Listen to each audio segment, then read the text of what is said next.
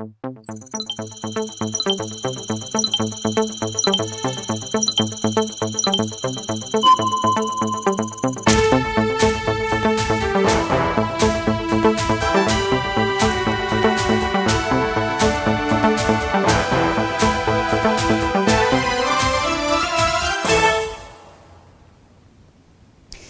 Messieurs, bonsoir, bienvenue dans ce journal. Voici les titres de ce 14 janvier.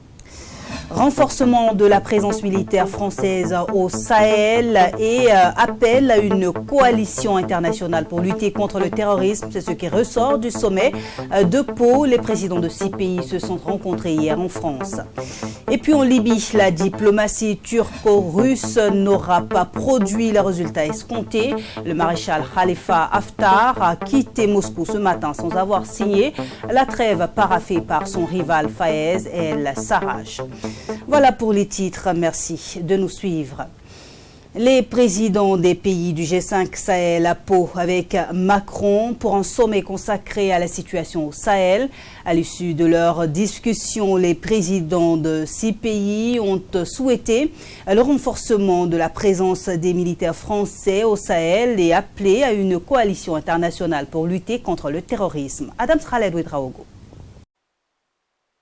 Confrontés à une escalade des attaques djihadistes, les présidents des 5 pays membres du G5 Sahel et Emmanuel Macron ont convenu lundi de renforcer leur coopération militaire dans la lutte contre le terrorisme.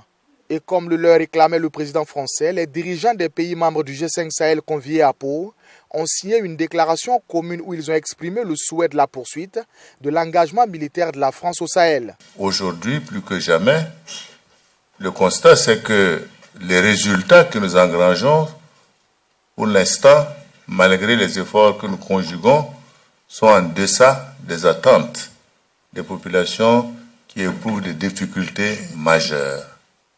C'est pour cela que nous avons convenu, comme le président l'a souligné, de rediscuter du dispositif et de définir des piliers sur lesquels nous allons fonder les futures actions. Les participants ont aussi convenu des évolutions stratégiques de la lutte anti-djihadiste, concentrant leurs efforts sur certains points, augmentant les efforts de formation des armées du Sahel et appelant les pays et partenaires souhaitant contribuer à participer à une coalition pour le Sahel. Tous les pays partenaires qui le souhaitent sont les bienvenus pour rejoindre cette dynamique, partenaires européens, partenaires africains et internationaux. Et je veux ici remercier en particulier nos partenaires européens qui ont accepté de s'engager dans la task force Takuba, qui rassemblera d'ici quelques mois des forces spéciales de plusieurs pays européens.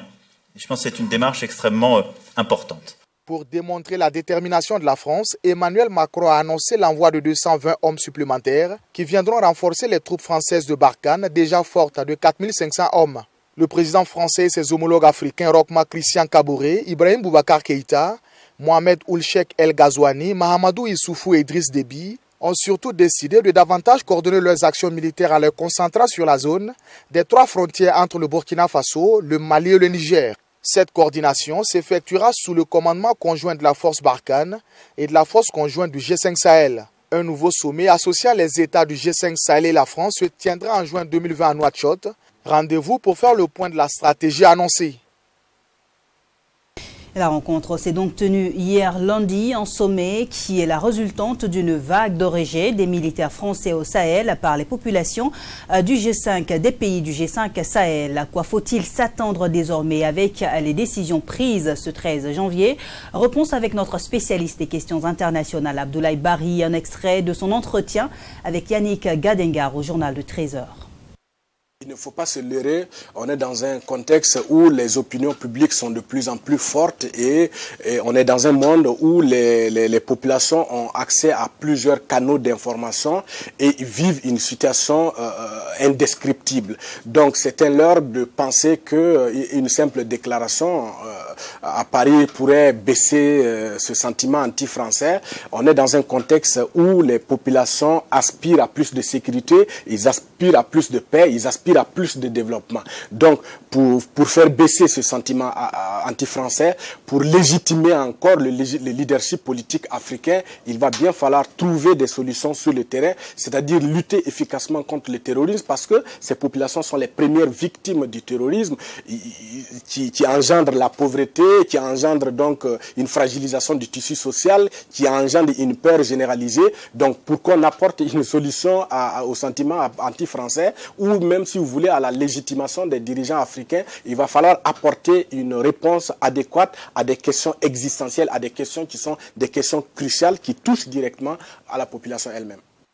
Sommet de Pau ce 13 janvier toujours au Burkina Faso. La deuxième force politique, l'Union pour le progrès et le changement UPC, qualifie les conclusions d'allégeance des pays du G5 Sahel à la France.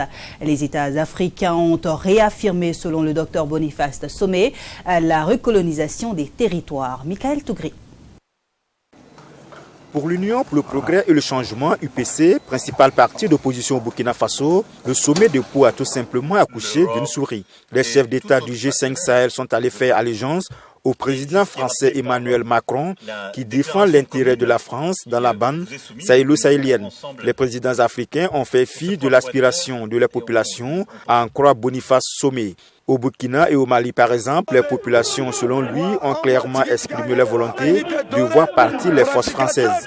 Nos dirigeants sont allés à Pau, quelque part, nous vendre. C'est le moindre mot, et je le pèse bien. Ils sont allés nous vendre à la France, nous vendre à d'autres puissances. Il n'a jamais été établi, à travers le communiqué final, la responsabilité de nos pays d'être au devant de la défense sécuritaire de nos nations. Ça, c'est une honte. Et pour cela, ça n'a rien d'étonnant pour nous au niveau de l'UPC. Dans la lutte contre la menace terroriste, le sommet de Pau entend renforcer le nombre de soldats dans le Sahel. 220 soldats supplémentaires vont venir appuyer la force Barkhane. Et pour le spécialiste des questions internationales, la guerre risque d'être encore plus longue que prévu avec ces nouveaux accords et la présence de nouvelles forces étrangères. L'expérience a toujours montré que quand une telle présence s'accumule d'une telle façon, alors le bout d'une tunnel est loin, voire même très loin. Alors, nous, au niveau de l'UPC, nous pensons d'abord que la responsabilité de la défense de notre nation nous incombe d'abord, incombe à notre peuple. Selon le docteur Boniface Somé, seule la mobilisation des armées des pays du G5 Sahel soutenus par leur population à travers le renseignement est la voie pour venir à bout du terrorisme dans la bande sahélo-sahélienne. Putsch manqué de septembre 2015, ce 13 janvier, le tribunal militaire a rendu le verdict de l'examen des intérêts des parties civiles. Les accusés ont donc été condamnés à payer solidairement la somme de près d'1 milliard de francs CFA. Cependant, les victimes s'interrogent toujours sur le mode de répartition. Explication dans cet élément d'Élisée Bachiono.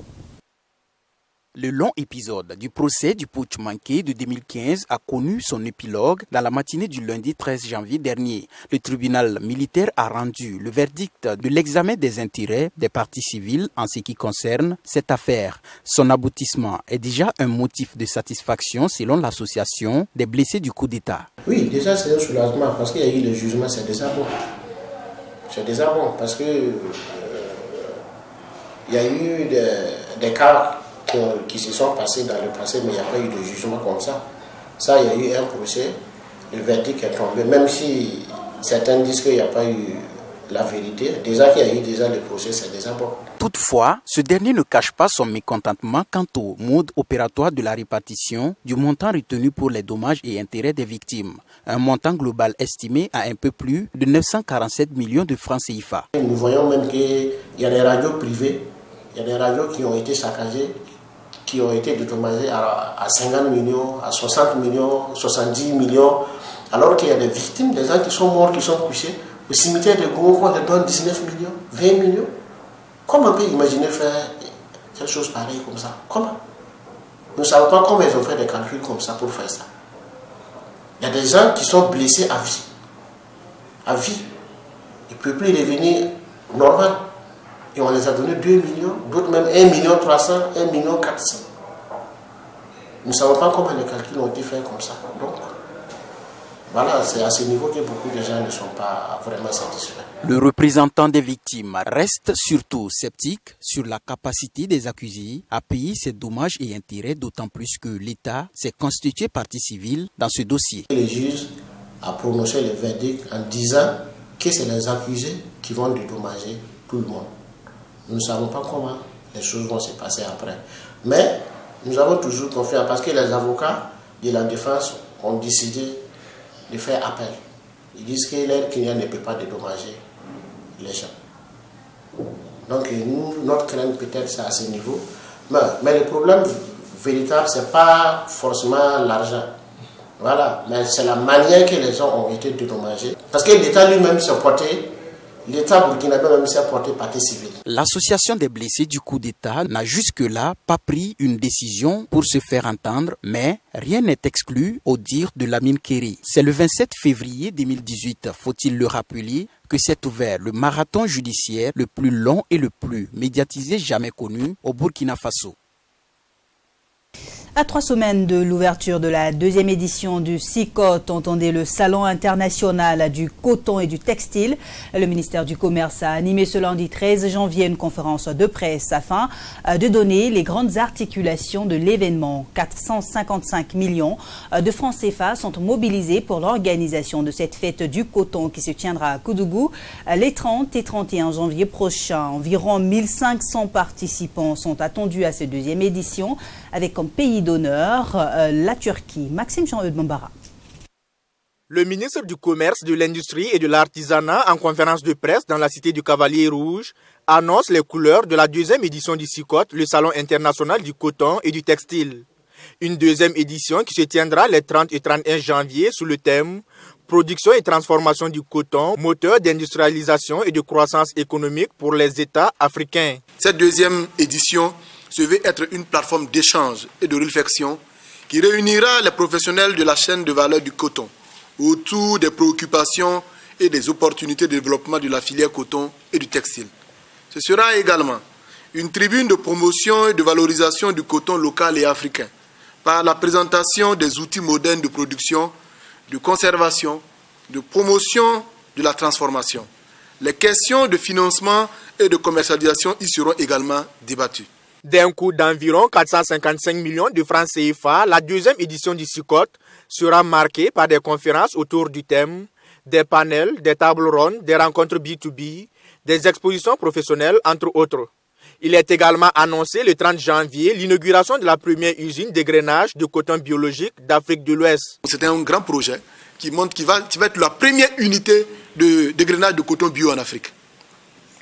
Parce qu'à peu près 2000 tonnes effectivement donc sont produites par nos braves dames et l'idée c'est le début d'un processus en tout cas du Made in Burkina à travers effectivement donc ce nouveau label de coton bio. C'est une niche en matière économique, en matière financière qui s'ouvre à travers donc ce processus là parce que les produits bio vont se développer donc au fur et à mesure qu'on avance après donc cette phase donc d'égrainage. L'usine elle est fin prête, ils sont dans les derniers réglages et on devrait se retrouver donc dans 3 semaines pour son inauguration. Environ 1500 participants sont attendus à cette 2e édition du Salon international du coton et du textile. En marge de l'édition 2020 du SICOT se tiendra du 27 au 29 janvier également à Koudougou la 7e réunion ministérielle de coordination des 4 pays co-auteurs de l'initiative sectorielle en faveur du coton, à savoir le Bénin, le Burkina Faso, le Mali et le Tchad. Dans le cadre de la réorganisation pour ce qui concerne les espaces publicitaires dans la commune de Ouagadougou, la mairie centrale à travers l'Agence de développement économique urbain a effectué une étude en janvier 2019 sur la gestion de la publicité. Ce mardi 14 janvier, les résultats de cette étude ont été présentés aux différents acteurs de la publicité au cours d'un atelier. Sanata Serré. Le nombre des supports publicitaires déployés dans la ville de Ouagadougou est estimé à plus de 5400 selon les chiffres de la mairie centrale. Parmi ces supports, seulement 421 sont identifiés comme appartenant à des régies publicitaires et annonceurs. Ces chiffres font suite à l'étude commanditée par la mairie sur la gestion de l'espace publicitaire dont les résultats ont été présentés ce mardi aux acteurs issus des régies publicitaires et des agences de communication. et les panneaux publicitaires poussent partout. Il n'existe pas un carrefour où vous ne voyez pas de panneaux d'indication en quinconce, gênant souvent la circulation. Si nous ne mettons pas de l'ordre et que nous ne réglementons pas cette manière de faire, et nous allons tomber dans une anarchie totale. C'est pourquoi cette étude a été faite pour requalifier les panneaux qui doivent participer à l'embellissement de la ville et également à augmenter nos recettes non fiscales qui vont augmenter notre capacité au niveau de la ville de Ouagadougou pour faire des investissements sociaux au profit des populations. Selon le directeur général de l'Agence du développement économique urbain, cette étude a consisté notamment à l'analyse diagnostique et à la modification de la taxe sur la publicité. On a tenu à corriger quand même une injustice, parce que quand vous voyez des panneaux Trivision qui ont le même tarif que des panneaux à une seule face, donc ça pose un problème. On a essayé d'être le plus juste possible. Il y a aussi qu'il fallait tenir compte des insuffisances dans l'ancien texte au niveau même de la tarification. Vous prenez le cas des véhicules, on n'a pas fait une distinction entre les véhicules automobiles et les engins à 2 roues et même les engins à 3 roues. Donc ça fait que on a tenu quand même à réajuster à ce niveau.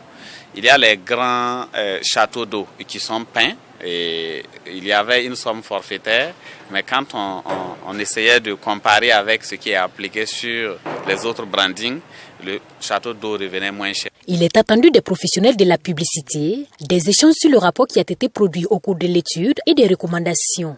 Du reste, de nouveaux tests selon le maire central sont en cours d'élaboration en vue de réglementer l'espace de la publicité dans la capitale burkinabé. Il s'agit notamment de l'arrêté portant réglementation de la publicité et celui portant révision des taxes sur la publicité dans la commune de Ouagadougou. Le ministère de la Culture, des Arts et du Tourisme veut se conformer aux recommandations internationales de l'Organisation mondiale du tourisme. C'est dans ce cadre qu'il organise une formation au profit des agents pour les outiller dans la collecte des données hôtelières. La cérémonie d'ouverture de cet atelier a eu lieu ce mardi 14 janvier à Ouagadougou. Elodie Poda et Simon Wessou nous en parlent davantage. Renforcer les capacités des agents du ministère de la Culture, des différentes directions régionales et des partenaires exerçant dans le domaine de l'hôtellerie à l'utilisation des bases de données de collecte électronique. Des collectes qui permettront de donner des statistiques fiables pour le développement de la culture. Et c'est d'ailleurs tout le sens de cet atelier de formation de 72 heures. Cette formation est le fruit des recommandations issues de l'étude menée en 2014 en vue de revoir le mode de collecte jugé archaïque. Au ministère, on a un système de collecte d'informations au niveau des établissements touristiques d'hébergement. Maintenant, ce système était basé sur la collecte de données à partir d'une fiche. Voilà, maintenant, en 2014, il y a eu une nouvelle étude qui a été menée afin d'améliorer cette méthodologie-là. Voilà, au terme de cette étude, il y a eu des recommandations. Donc, comme on l'a dit, les hôteliers trouvaient le remplissage de la fiche fastidieux. C'était difficile à remplir puisqu'il y avait un certain nombre de calculs qu'il fallait faire pour pouvoir enseigner et puis transmettre ça à l'administration. C'est ce qui a mené à adopter une nouvelle fiche de collecte qui est moins contraignant, c'est-à-dire facile à remplir et à transmettre à l'administration. Ce cadre de réflexion se donne aussi pour ambition de faire des propositions dans l'optique de donner un second souffle au secteur du tourisme, durement touché par la crise sécuritaire que connaît le Burkina Faso. Avant, on pensait que les touristes, c'est le blanc qui venait de l'extérieur seulement visiter nos lieux touristiques, nos sites culturels. Et nous avons travaillé à inverser la tendance, à faire comprendre à nos compatriotes que nous-mêmes, nous sommes des touristes et que nous-mêmes, nous devons être les premiers à visiter, à investir nos sites culturels. À l'issue de cette formation, la vingtaine de participants à cet atelier seront outillés sur les principes de la collecte des données statistiques et les notions générales des bases de données. Cet atelier, dont les conclusions sont attendues le 16 janvier prochain, est organisé par l'Observatoire national du tourisme. À l'occasion du Nouvel An, les collaborateurs de Coris Bank se sont retrouvés samedi dernier pour une cérémonie de présentation de vœux. Le sommaire de l'année 2019 et l'annonce de certains chantiers pour 2020 ont marqué cette soirée. Bénédicte Sankara. La joie d'une nouvelle année entamée pouvait se lire sur les visages des uns et des autres à l'occasion de cette cérémonie de présentation de vœux à Coris Bank International. Les premiers responsables de la banque et leurs collaborateurs ont marqué un arrêt pour se souhaiter les meilleurs vœux et faire le bilan de l'année 2019. Pour le directeur général, de nombreux acquis ont été engrangés au cours de l'année écoulée et cette performance est à mettre à l'actif du personnel. L'année 2019, au plan national, a été marquée par la persistance de la crise sécuritaire et le renforcement du fonds social qui est resté en évolution avec des répercussions négatives sur l'activité économique en général. Malgré ces contextes difficiles, notre institution a clos l'exercice avec un bon niveau de performance permettant de renforcer sa solidité et sa résilience. L'extension du réseau de distribution, les nombreux projets engagés ainsi que l'effort social, salarial et social, accru avec l'affiliation de l'ensemble du personnel, ont impulsé une hausse de 28% des charges générales d'exploitation, donc 39% au titre des frais du personnel. Selon le délégué du personnel, loin d'être un rituel, cette cérémonie de présentation de vœux est d'une importance capitale. Importante ensuite parce qu'elle nous offre l'opportunité, un temps soit peu, de jeter un coup d'œil au rétroviseur afin de nous enorgueillir du chemin parcouru, de la tâche abattue et des résultats concrets atteints sous la bienveillante impulsion de nos dirigeants. Monsieur le directeur général, nous savons vos responsabilités lourdes et importantes, mais depuis votre accession aux plus hautes fonctions de notre société, vous avez su relever avec courage, brio et détermination les défis de suivre les pas de votre illustre prédécesseur. À cette soirée ont été distinguées plus d'une vingtaine de personnes qui ont reçu des attestations de reconnaissance pour les efforts consentis durant l'année 2019. Des reconnaissances qui sonnent également comme une invite à plus d'ardeur au travail pour conforter le leadership de Coris Bank International dans l'univers des finances au Burkina Faso. Ailleurs sur le continent, en Libye, la diplomatie turco-russe n'aura pas produit les résultats escomptés. Le maréchal Khalifa Haftar a quitté Moscou ce matin sans avoir signé la trêve paraphée par son rival Fayez el-Sarraj. Le récit de Yannick Gadengar. L'homme fort de l'Est libyen aura fait planer le doute durant toute la négociation. Il a finalement quitté la capitale russe sans signer l'accord négocié d'arrache-pied lundi après-midi, 8 heures de discussion. Des discussions qui ont tout de suite mal commencé puisque les deux acteurs du conflit ont refusé de se parler directement, ce qui a obligé les diplomates russes et turcs à effectuer des navettes entre les deux hommes et leurs délégations. Le maréchal Haftar ne s'est pas exprimé publiquement. On ne sait pas donc officiellement pour quelles raisons il a finalement rejeté le texte, mais si l'on en croit les réactions sur les réseaux sociaux de son entourage, c'est le rôle joué par la Turquie dans ces négociations qui l'aurait poussé à rejeter l'accord.